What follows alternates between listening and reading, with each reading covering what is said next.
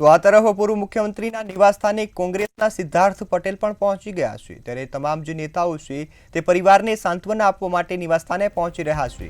ત્યારે પૂર્વ સીએમના નિવાસસ્થાને સિદ્ધાર્થ પટેલ પણ પહોંચી ગયા છે। વિજય રૂપાણીના પરિવારને સાંત્વના આપવા માટે પહોંચ્યા છે। ત્યારે કોંગ્રેસના નેતાઓ પણ હાલ પરિવારને સાંત્વના આપી રહ્યા છે।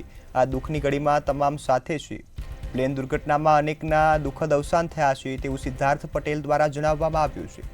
વિજયભાઈ પણ આ દુર્ઘટનાનો શિકાર બન્યા છે, જેને કારણે તેઓએ પણ દુઃખ વ્યક્ત કર્યું છે। ત્યારે કોંગ્રેસના સિદ્ધાર્થ પટેલ હાલ વિજય રૂપાણીના ઘરે પહોંચ્યા છે। વિજયભાઈને હાર્દિક શ્રદ્ધાંજલિ આપીશું તેવું પણ સિદ્ધાર્થ પટેલે જણાવ્યું છે। વધુમાં જણાવ્યું હતું કે પરિવારને આઘાત સહન કરવાની ભગવાન શક્તિ આપે। કોરોના કાળમાં પણ રૂપાણી સરકારે સારી કામગીરી કરી હતી, ત્યારે તેમની કામગીરીને પણ બિરદાવી છે, સાથે જ શ્રદ્ધાંજલિ આપી છે। તાજેતરમાં થયેલી પ્લેનની દુર્ઘટનામાં અનેક વ્યક્તિઓના મૃત્યુ થયા।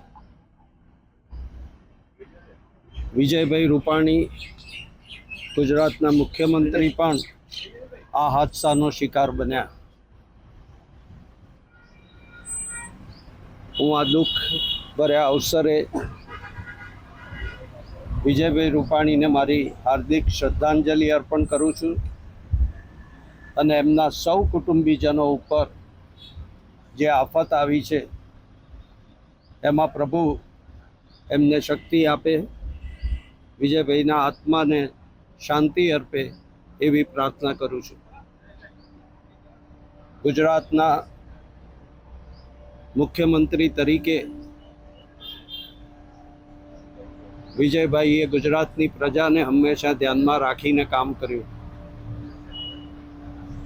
મને પણ થોડો સમય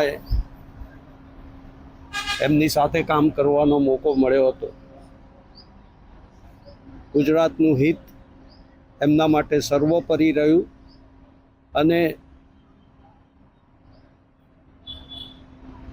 વિચક્ષણતાપૂર્વક ગુજરાતને આગળ લઈ જવા માટે એમણે હંમેશા કામ કર્યું।